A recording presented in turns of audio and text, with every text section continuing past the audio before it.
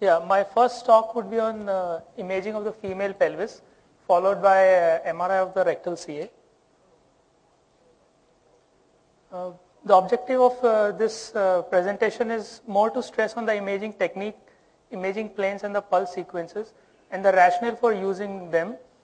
Since it's a wide topic, limited to this. We all know why MRI is excellent. These are the indications. Number one indication is characterization of pelvic mass lesions, undiagnosed chronic pelvic pain, congenital malformations, fibroid evaluation pre and post embolization, dysfunctional uterine bleeding which is not improving on treatment, and local staging of gynecological malignancies. The minimal optimal strength is 1 Tesla, but the studies are being done at 0.3 and 0.2 and they do yield results, but for a good optimal imaging 1 Tesla is required.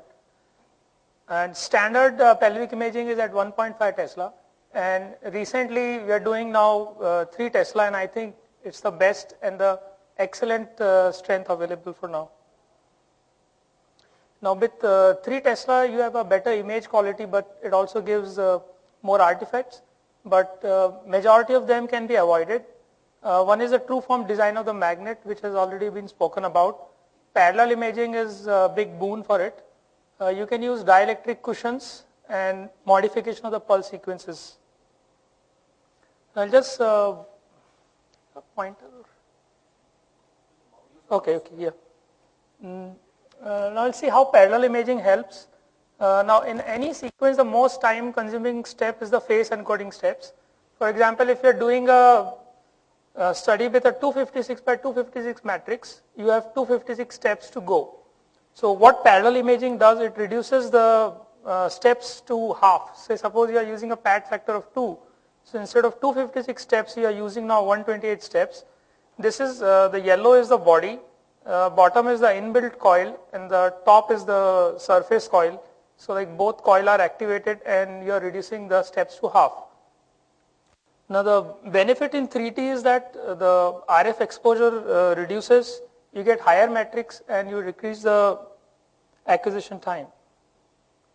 Now another thing for 3 Tesla is dielectric pad. You're filling, the pads are provided by the company itself. It has ultrasound gel or saline and it improves the homogeneity. But most of my patients refuse because it puts pressure on their body. Now coming to the surface coil, these are the receiver only coils and they improve the spatial resolution in the SNR as well as reducing the scan times and motion artifacts. We have 2 types of coil, phased array and the matrix coils. These are the earlier coils which we used with magnetome vision.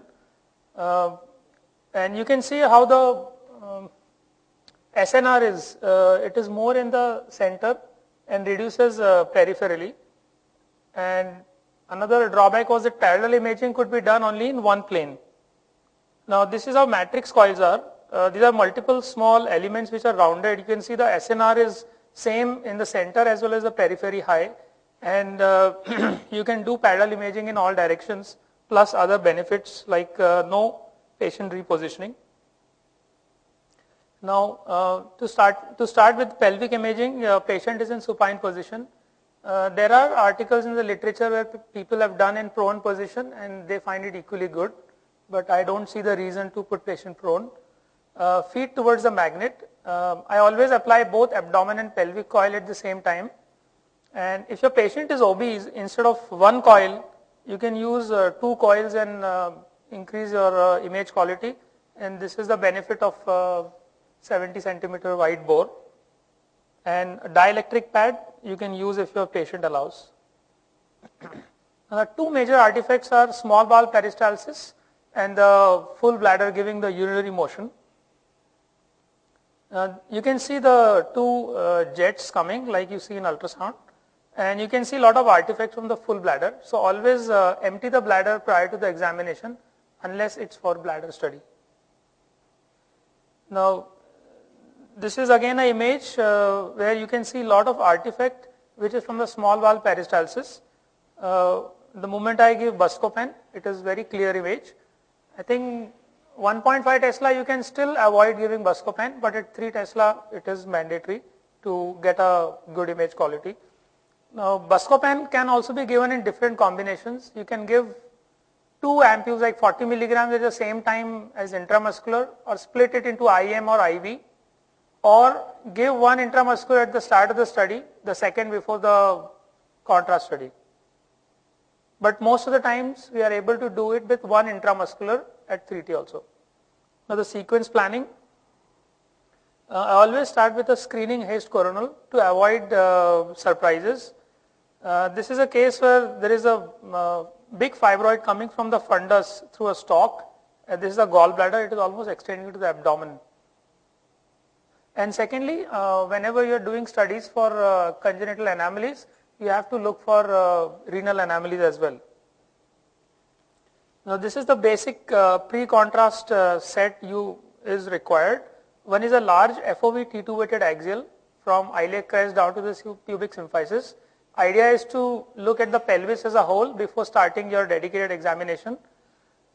Then the next step would be a high resolution T2 weighted 4 mm matrix. It should be around 256 with a 1.5, and with 3T you are getting up to 512 also. Then T1 weighted axial followed by a T1 in and out, but most of the time I omit the T1 weighted axial and I just take the T1 in and out to cover the pelvis. Then this is also mandatory sequence, T1 weighted fat suppress axial 5 mm. Now if you are planning for contrast, you can use your Vibe pre-contrast as a fat suppressed image and you can still omit this one. And then diffusion, I am using 50, 400, 1000, but you can change according to your configuration.